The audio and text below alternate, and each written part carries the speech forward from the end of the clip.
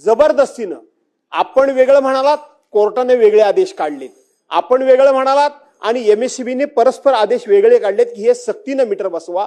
या संदर्भामध्ये आपली नक्की भूमिका काय आहे आणि अशा सक्तीनं मीटर जर बसवणं चालू असेल तर आपण ते बंद कराल का?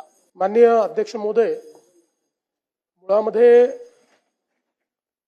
जे स्मार्ट मीटर्स आहेत ते लावण्याच्या संदर्भातला निर्णय शासनाने घेतला होता। याचं कारण आपल्याला जेव्हा केंद्र सरकारने 29,000 कोटी रुपयाची आरडीएसएस स्कीम दिली, त्या स्कीमचा एक भाग प्रीपेड स्मार्ट मीटर प्रत्येक ग्राहकाला लावणे असा होता। त्याच्यावर खूप मोठ्या प्रमाणात आक्षेप आले। त्यामुळे पहिल्या टप्प्यामध्ये आपण फीडर मीटर पूर्ण केले, डिस्ट्रीब्युशन मीटर पूर्ण केले आणि जेवढ्या सरकारी आस्थापना आहेत त्या सरकारी आस्थापनांना आपण आता स्मार्ट मीटर्स प्रीपेड हे लावलेले आहे।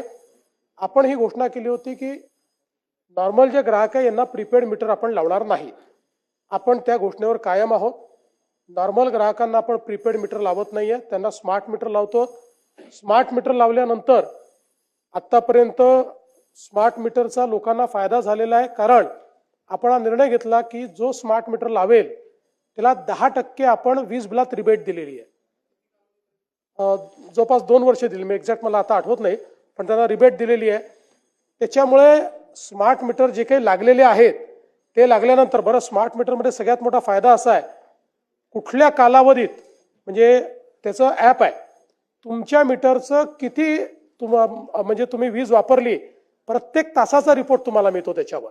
त्यामुळे ते तुम्ही व्हेरीफाय करू शकता आणि म्हणून लोकांना ते आवडून राहिले। त्याच्यामध्ये दुसरं, आपण पूर्ण 24/7 त्याच्याकरता एक कंप्लेंट मॅनेजमेंट सिस्टीम ठेवलेली आहे आणि आतापर्यंत जे काही स्मार्ट मीटर लागले, 5 कंपन्या ते मीटर लावतात वेगवेगळ्या, त्या कंपन्यांमध्ये आतापर्यंत 1% देखील कमी फॉल्ट निघालेला आहे, 1% देखील कमी।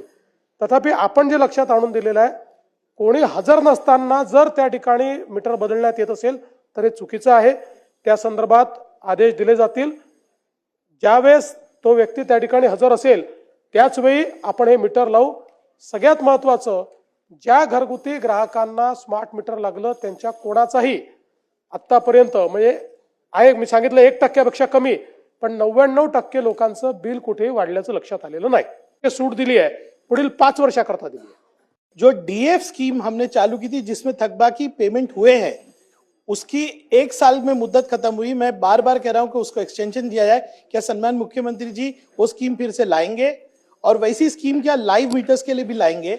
और तीसरी बात कि 2027 में फ्रेंचाइज एग्रीमेंट खत्म होता है, सबकी डिमांड है कि कॉम्पिटिशन होना चाहिए। स्मार्ट मीटर पोस्टपेड आहेत। आता आपण आधी म्हटलं तो प्रीपेडचा अर्थ असा होता की तुम्हाला आधी पैसे भरून महिन्याभराचं ते विकत घ्यावं लागायचं ऍडव्हान्स मध्ये। आता हे पोस्टपेड, म्हणून लोकांचा विरोध होता की तुम्ही प्रीपेड घ्यायला लावू नका आम्हाला।